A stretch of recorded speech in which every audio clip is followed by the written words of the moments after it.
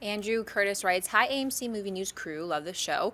Question, now that the author, Harper Lee, has announced a sequel to the 1960s published book To Kill a Mockingbird, do you feel that a studio will pick up the property to reboot the 1962 film and make the sequel, just solely make the sequel, or should they just leave the property alone?"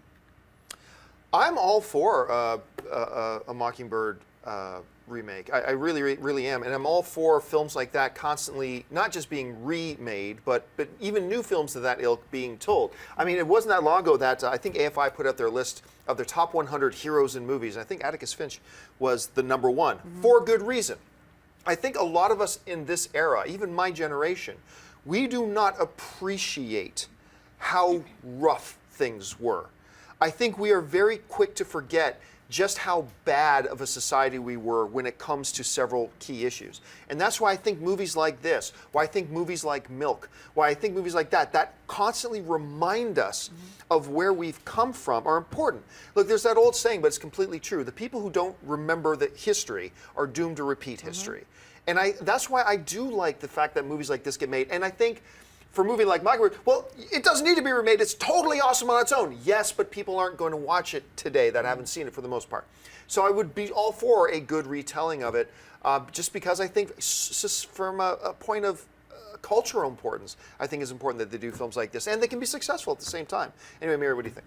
I agree with you. I think this is an interesting question. There's a lot of questions in this one question, but I agree. I think that you're right about the timeliness of this and the perpetual relevance of this kind of movie. And I also think that, you know, she's writing a novel now. She's, you know, Harper Lee is writing a follow-up. She wrote To Kill a Mockingbird how many years ago? So it's never too late. There's no statute of limitations on storytelling. So I think it's kind of like they would probably redo a To Kill a Mockingbird before they did the follow-up movie, I would imagine, just to create like a kind of, I don't know, cohesion, for lack of a better word.